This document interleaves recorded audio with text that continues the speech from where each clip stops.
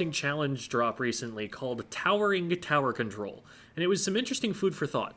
For those who missed it, it's standard tower control except that the tower is, according to the game, larger. In reality, what they've done is significantly changed the shape of the tower.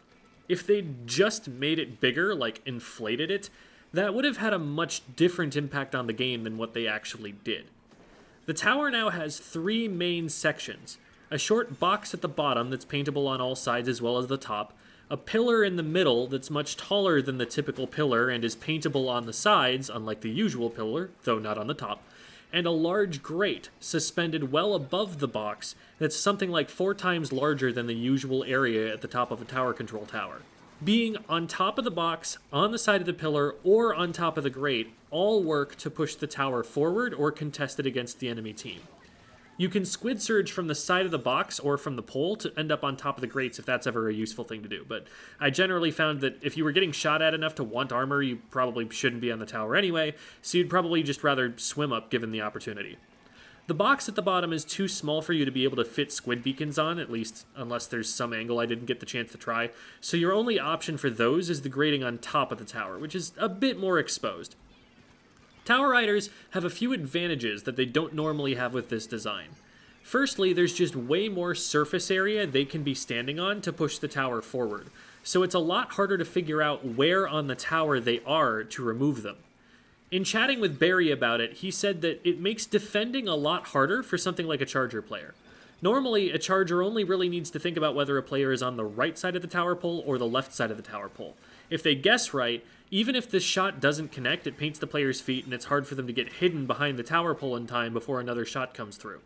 On this tower, though, there's a lot more of a process of elimination that you need to figure out which angle you need to hit your shot from. On top of that, this tower design affords the riders a way to rotate in a meaningful way from one part of the tower to another while continuing to ride it.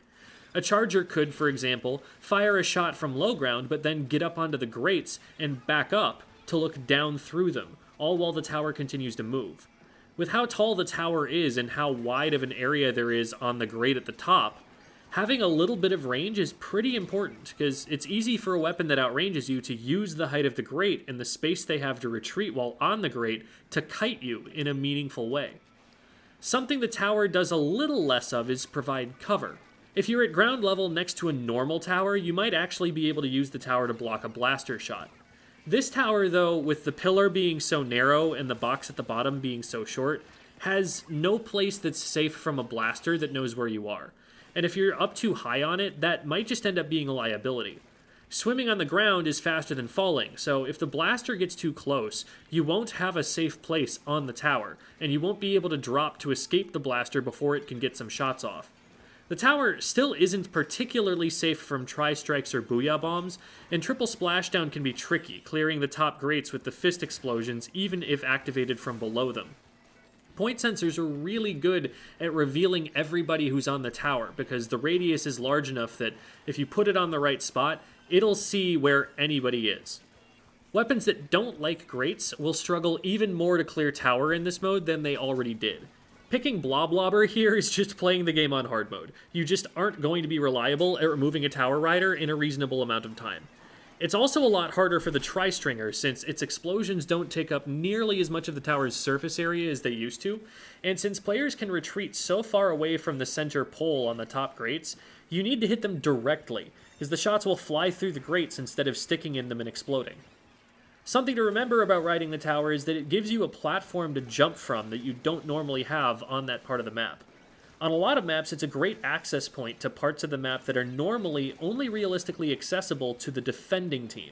So even with none of the top of the tower being swimmable, with the grates being raised and widened this much, you'll have a lot of areas within your reach.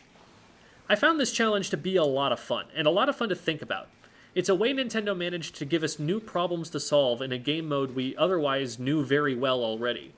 I don't necessarily think it's a good replacement for the current mode.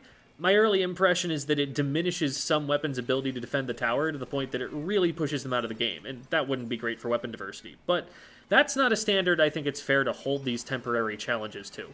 This one gets my seal of approval, and I definitely recommend messing around with it when it comes back up again.